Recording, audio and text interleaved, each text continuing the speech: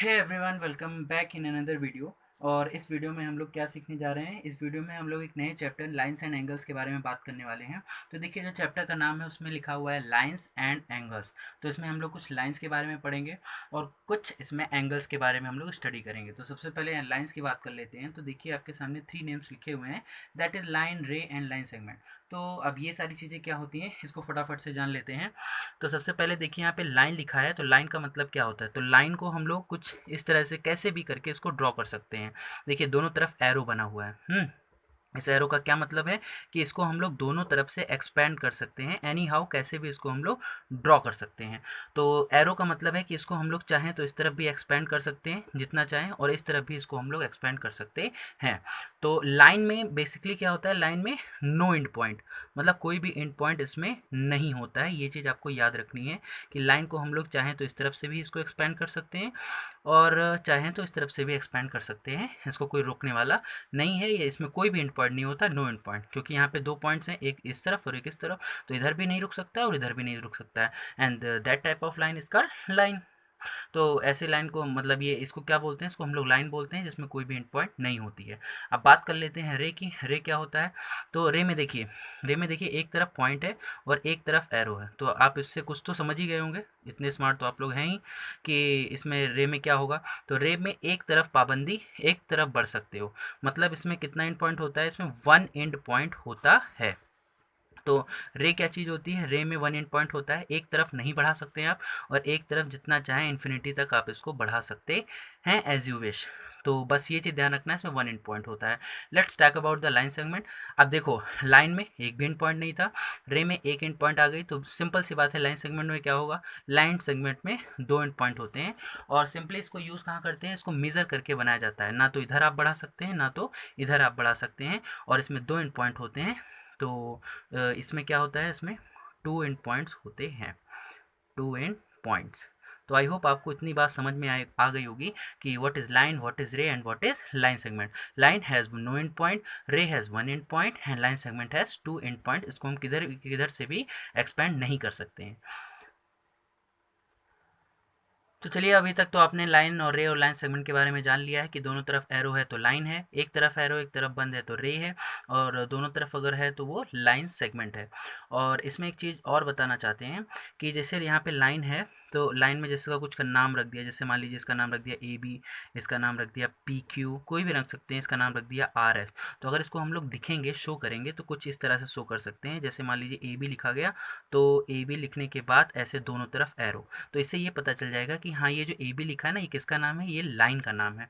और जैसे यहाँ पे आर एस लिखा है, तो ये जो आर एस लिखा हुआ है, ये किसका नाम है, ये है लाइन का नाम। तो ऐसे इसके तरफ हम लोग को एरो बनाना पड़ता है इस तरीके से। तो इसको कैसे पढ़ेंगे, इसको पढ़ेंगे लाइन आर एस, इसको पढ़ेंगे लाइन ए बी, यहाँ पे इसका नाम रख दिया, जैसे यहाँ हो गया पी क्यू, तो यहाँ पे इसका लाइन पी क्यू। तो इस तरह से इसका नाम पढ़ते हैं। रे है, अब रे में जैसे मान लीजिए रे का भी नाम ऐसे पी क्यू है, और इसका भी नाम हमने आर एस रख दिया। यहाँ पे भी देखिए पी क्यू था, यहाँ पे भी पी क्यू है, यहाँ पे भी आर एस और यहाँ पे भी आर एस है। तो कन्फ्यूज़न नहीं हो जाएगी कि कौन, जो पी क्यू जो नाम है वो लाइन का है कि रे का है, आर एस जो नाम है वो लाइन का है कि रे का है। तो इसका कैसे लिखेंगे, पी क्यू, तो एक तरफ बिल्कुल नहीं, कुछ एरो नहीं, और दूसरी तरफ एरो रहेगा। तो इससे ये पता चलेगा कि ये जो नाम है ये रे का नाम है। कैसे पढ़ेंगे, रे पी क्यू। इसको कैसे पढ़ेंगे, इसको पढ़ेंगे लाइन पी क्यू। तो दोनों में डिफरेंस आप इसको डिफ्रेंशिएट कर सकते हैं। यहाँ पे आर एस लिखा हुआ है, तो आर एस है, तो एक तरफ नो एरो और दूसरी तरफ एक एरो बना देंगे, जिससे हम लोग डिफ्रेंशिएट कर सकते हैं कि what is the name of line and what is the name of रे। तो ये किसका नाम हो गया, ये रे का। क्या पढ़ेंगे, रे एस। और ये यहाँ पे मान लीजिए इसका नाम हमने पी क्यू रखा, और एक और ड्रॉ कर दिया, इसका नाम हमारा आर और एस है। तो इसको कैसे बनाएंगे, इसको पी क्यू और दोनों तरफ कुछ भी नहीं रहेगा, और उसके बाद यहाँ पे आर एस हो गया, दोनों तरफ कुछ नहीं। तो ये क्या हो गया, पी क्यू, ये क्या चीज़ है, लाइन सेगमेंट, और ये आर एस क्या है, ये है लाइन सेगमेंट। तो आई होप आपको लाइन रे और लाइन सेगमेंट के बारे में अच्छे से क्लियर हो गया होगा। अब देखिए, नीचे लिखा हुआ है complementary angles and supplementary angles. अब ये कैसे एंगल्स होते हैं, तो एंगल्स तो आपको पता ही होगा कि एंगल्स क्या होते हैं। एंगल्स में मतलब जैसे ये एक लाइन है, ये एक लाइन, मतलब एक ये क्या बोल सकते हैं इसको, आर्म बोल सकते हैं, और एक आर्म ये, तो ये दोनों आके जहाँ पे मीट करेंगे, जहाँ पे मिलेंगे, तो वहीं पे क्या बनता है, वहीं पे बनता है एंगल। अगर ना पता हो तो आप इसको भी देख सकते हैं। तो ये रहा एंगल। कहीं पे भी दो आर्म आपस में जाके मिलते हैं तो वो क्या हो जाता है, वहाँ पे वो एंगल बन जाता है। तो उसी एंगल के बारे में बात कर रहे हैं, और इसको वर्टेक्स बोलते हैं। ये दोनों आर्म हो गए। अब देखिए कॉम्प्लीमेंट्री एंगल्स में क्या होते हैं, कोई दो एंगल रहता है, और सप्लीमेंट्री एंगल्स में भी कोई दो एंगल्स रहते हैं। तो कॉम्प्लीमेंट्री एंगल्स देखिए लिख देते हैं, sum sum of any sum of any two angles sum of any two angles is 90 degree. मतलब अगर कोई दो एंगल का सम 90 डिग्री है तो कैसे एंगल से, कॉम्प्लीमेंट्री एंगल से, आपको याद रखना है। और सप्लीमेंट्री क्या होता है, सप्लीमेंट्री गेस करिए जब तक लिख रहे हैं, सम ऑफ एनी टू एंगल्स, इसमें भी सम ऑफ एनी टू एंगल्स, इसमें भी दो एंगल्स की बात हो रही है, लेकिन इसका होना चाहिए 180 डिग्री। मतलब अगर दो एंगल का अगर सम करते हैं तो वो 90 है तो वो कॉम्प्लीमेंट्री है, वो दोनों एंगल्स कॉम्प्लीमेंट्री एंगल्स हैं। और कोई भी दो एंगल का सम अगर 180 है तो वो कैसे एंगल्स हैं, सप्लीमेंट्री एंगल्स हैं। जैसे मान लीजिए एक एंगल यहाँ पे 40 दे रखा है, 40 डिग्री दे रखा है। ये 40 डिग्री क्या होता है, जैसे एंगल को जब हम मेज़र करते हैं तो वो डिग्रीज में मेज़र किया जाता है, 10 20 30 40 50 वगैरह वगैरह, उसी तरीके से।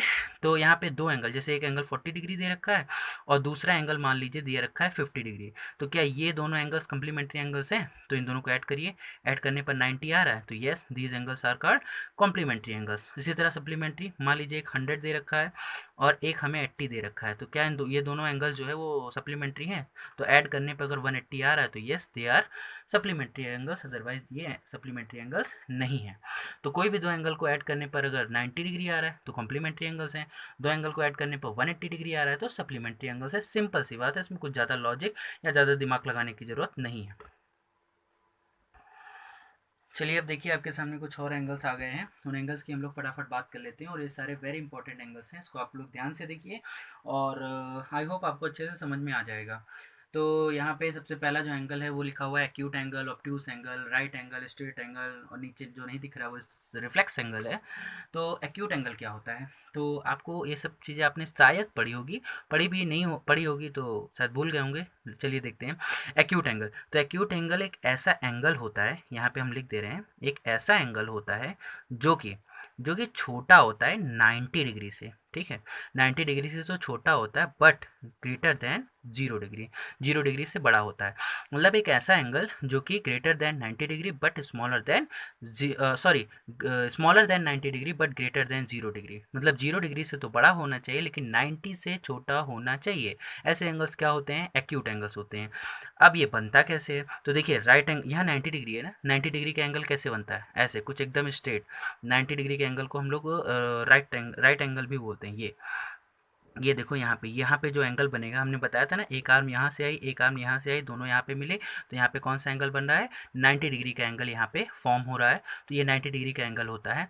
अब इससे कम, जैसे यहाँ पे आप देख सकते हैं, जैसे कि यहाँ पे ये हो गया राइट एंगल, ठीक है, एकदम स्ट्रेट, दोनों स्ट्रेट है ना, तो यहाँ पे कौन सा एंगल बन रहा है, राइट एंगल बन रहा है। और राइट एंगल से अगर थोड़ा सा कम हो गया, जैसे मान लेते हैं अगर थोड़ा सा कम हो गया, तो ये हो गया एक्यूट एंगल, क्योंकि ये राइट एंगल से तो छोटा हो गया, राइट एंगल तो ये है नहीं, और राइट एंगल से छोटा है, तो कैसे एंगल हो गया, एक्यूट एंगल। और छोटे, क्या और छोटे भी बनेंगे, हाँ बिल्कुल बनेंगे, जितने छोटे होते जाएंगे, देखिए ये सब एक्यूट एंगल है। अगर हम यहाँ पे मेजर करें कि ये कितना एंगल है, तो जो भी होगा वो एक्यूट एंगल होगा, क्योंकि वो 90 से छोटा होगा, और छोटा होता जाएगा, और छोटा होता जाएगा, और छोटा, ये सारे एक्यूट एंगल है। यहाँ पे मेजर करें तो जो भी जितना भी मेजरमेंट आएगा, तो 10 20 30 जो भी आएगा, लेकिन 90 से तो छोटा रहेगा ना, तो ये कैसे एंगल हो गए, एक्यूट एंगल हो गए एकदम। यहाँ से कोई भी एंगल, यहाँ पे कोई भी एंगल आप लोग मेजर करिए, सब कितने होंगे, सब 90 से छोटे हैं, तो ये एक्यूट एंगल होंगे। लेकिन अगर इसे एकदम स्ट्रेट खड़ा कर दिया तो अब ये एक्यूट एंगल नहीं रहा, क्योंकि ये अब एकदम स्ट्रेट हो चुका है और यहाँ पे बनेगा 90 डिग्री का एंगल। तो ऐसे एंगल्स को हम लोग एक्यूट एंगल कहते हैं। आई होप आपको समझ में आया होगा। तो देखिए, तो ये इस तरीके से बन गया, ये यहाँ पे ये एक्यूट एंगल हो गया। मतलब देखिए यहाँ से ऐसे इस तरह से आप बना सकते हैं कितने भी एंगल्स, चाहे जितने भी एंगल्स हों वो सारे एंगल जो है क्या होंगे, वो एक्यूट एंगल के कैटेगरी में आते हैं। हाँ, बस ऐसे एकदम स्ट्रेट नहीं होना चाहिए, स्ट्रेट से कम तो एक्यूट एंगल हो गए। तो आई होप आपको समझ में आ गया होगा एक्यूट एंगल क्या होता है। मतलब जीरो से बड़ा, जीरो एकदम जीरो से तो बड़ा होना चाहिए लेकिन 90 डिग्री से छोटा होना चाहिए। तो 90 डिग्री से कम मतलब 89 डिग्री तक कैसे एंगल होंगे, एक्यूट एंगल होंगे। Let's talk about the obtuse angle. तो ऑब्ट्यूस एंगल क्या होते हैं? तो ऑब्ट्यूस एंगल एक ऐसा एंगल होता है जो कि 90 डिग्री से तो बड़ा होता है, greater than 90 degree but smaller than 180 degree. मतलब ऐसा एंगल जो 90 डिग्री से तो बड़ा होता है लेकिन 180 डिग्री से छोटा होता है। अब 90 डिग्री का एंगल तो इस तरह से बनता है, और 180 डिग्री का एंगल कैसे बनता है? तो एक आर्म यहाँ से आती है और एक आर्म इधर से आती है, और दोनों लोग जहाँ पे मीट करते हैं ना, वहाँ पे कौन सा एंगल बनता है? 180 डिग्री का। मतलब एक स्ट्रेट लाइन का जो एंगल होता है वो 180 डिग्री का एंगल होता है। तो ऐसे एंगल जो 90 डिग्री से तो बड़े हों लेकिन 180 से छोटे होने चाहिए। Let's see. तो देखिए ये हो गया 90 डिग्री। अब इससे जो कम वाले हैं, मतलब इससे जो इधर लेफ्ट साइड में आएंगे वो तो सारे एक्यूट एंगल हो जाएंगे, लेकिन जब उससे दूसरी तरफ जाएंगे तो वो सारे एंगल कैसे होंगे? देखिए यहाँ है ये 90 है।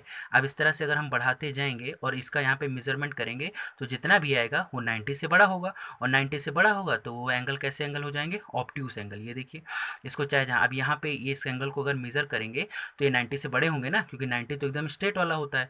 अब उससे बड़ा है तो उससे बड़े एंगल हैं तो वो ऑब्ट्यूस एंगल हो जाएंगे। तो ये सारे कैसे एंगल हो जाएंगे? ये सारे ऑब्ट्यूस एंगल हो जाएंगे। इस तरह से ये सब यहाँ पे कुछ भी मेजरमेंट करेंगे तो ये सारे जो है 90 डिग्री से बड़े होंगे और ये ऑब्ट्यूस एंगल हो जाएंगे। तो इसमें भी ऑब्ट्यूस एंगल हो गया। तो यहाँ पे कुछ इस तरीके से, मतलब ये लाइन तो ऐसे हो गई और इस तरीके से बना दिया, या हमने ऐसे करके किसी भी तरीके से इसको बना दिया, ऐसे बना दिया, और उसके बाद जो है ऐसे बना दिया। तो ये सारे कैसे हो जाएंगे? ये सारे 90 से बड़े हो जाएंगे और ये सारे ऑब्ट्यूस एंगल के कैटेगरी में आएंगे। अब एकदम सीधे एकदम गिरा नहीं देना है नीचे, जैसे यहाँ पे ये बना दिया और एकदम सीधे ऐसे कर देंगे तो फिर ये 180 हो जाएगा, जो कि गलत हो जाएगा, ऑब्ट्यूस एंगल रह ही नहीं जाएगा। तो आई होप आपको बात में समझ में आ गई होगी कि अगर 90 से छोटा है और 0 से बड़ा है तो एक्यूट, और 90 से बड़ा है 180 से छोटा है तो ऑब्ट्यूस। चलिए हम बात कर लेते हैं राइट एंगल्स की। अब राइट और स्ट्रेट तो आपको पहले ही पता चल चुका होगा कि राइट एंगल क्या है, स्ट्रेट एंगल क्या है। तो राइट एंगल वो होते हैं जो एग्जैक्टली एंगल जो होता है जो कितने डिग्री का होना चाहिए? 90 डिग्री का। एग्जैक्टली 90 डिग्री का है तो वो राइट एंगल है। कुछ इस तरीके से एकदम proper straight horizontal and vertical lines का मिलन रहता है यहाँ पे। तो ये हो गया राइट एंगल, और यहाँ पे इस तरह से कुछ बनाते हैं, that is called right angle. देखिए बना के दिखाया था अभी। तो ये इस तरह से थोड़ा सा ये कैसे एंगल हो गए? ये हो गए भैया आपके 90 डिग्री के एंगल हो गए। ठीक है, एकदम स्ट्रेट। यहाँ पे ये कौन सा एंगल बनेगा? 90 डिग्री का बनेगा। और स्ट्रेट एंगल क्या होता है? स्ट्रेट एंगल ये वाला ऐसा एंगल होता है जो कि एकदम कितना होता है? एकदम होता है 180, एग्जैक्टली 180 डिग्री होता है। तो ये कैसे बनता है? एकदम स्ट्रेट, एक एंगल, एक आर्म इधर से आई, एक आर्म इधर से आई, दोनों बढ़िया यहाँ पे मिल गए। तो ये यहाँ पे जो एंगल बनेगा, यहाँ पे जो एंगल फॉर्म होगा वो कैसा फॉर्म होगा? वो होगा स्ट्रेट एंगल कहलाएगा। और ये 180 डिग्री के एकदम इक्वल होता है। यहाँ पे भी बना के दिखा देते हैं। ये रहा एकदम स्ट्रेट, ये इधर से आया आर्म और ये इधर से आया, और दोनों बढ़िया आके यहाँ मतलब मिल गए, इनका पैचअप हो गया, और यहाँ पे बन गया 180 डिग्री। तो आई होप आपको राइट एंगल और स्ट्रेट एंगल बड़े आराम से समझ में आ गया होगा। Let's talk about the last and the last but not the least. कौन सा एंगल? Reflex angle. चलिए फटाफट ये लास्ट वाला एंगल देख लेते हैं, रिफ्लेक्स एंगल। तो देखिए रिफ्लेक्स एंगल कैसे एंगल होते हैं पहले आपको हम ये बता देते हैं।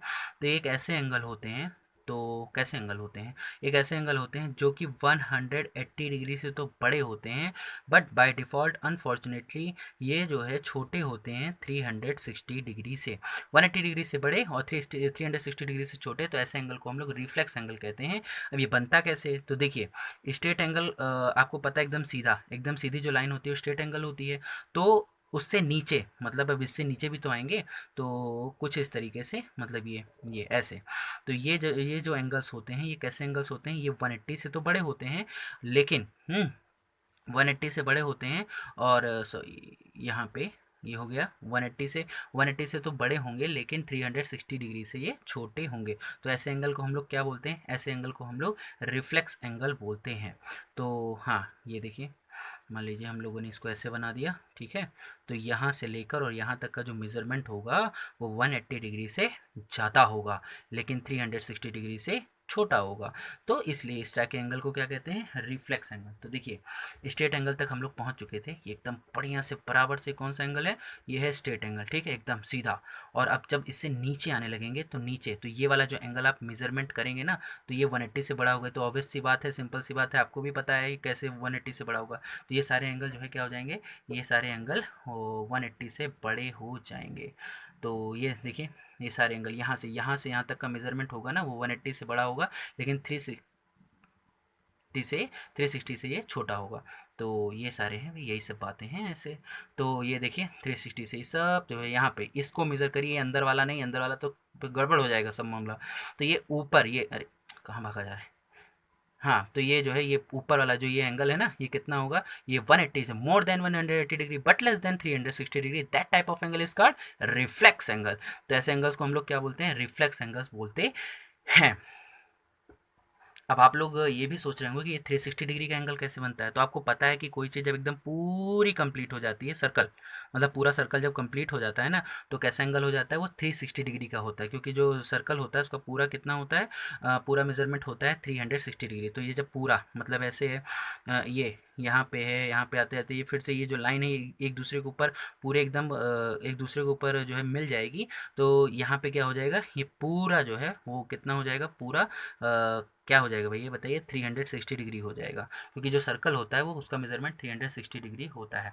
तो जब एक ये जैसे ये एक आर्म है और दूसरा आर्म है, तो ये 180 से यहाँ पे देखो ये 180 बनता है यहाँ पे ऐसे, और उससे नीचे आ रहा है और नीचे आ रहा है, तो ये नीचे आता गया, यहाँ पे आ गया, फिर यहाँ पे आ गया, फिर और नीचे यहाँ पे आ गया।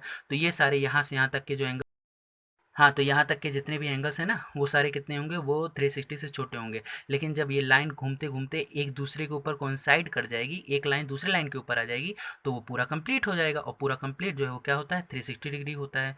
तो बस आई होप आपको रिफ्लेक्स एंगल और सारे एंगल्स समझ में आ गए होंगे। अभी और भी एंगल्स आपको समझाने हैं, ढेर सारे एंगल्स हैं, ढेर सारी लाइन्स हैं, उनको भी आपको समझाना है। और भी बहुत इंपॉर्टेंट, इससे भी हाई लेवल के एग्जाम्पल्स हैं, हाई लेवल के एंगल्स हैं। लेकिन ये वीडियो थोड़ा सा ज़्यादा लेंदी हो जाएगी, दैट्स वाई उसको हम लोग नेक्स्ट वीडियो में कवर अप करेंगे।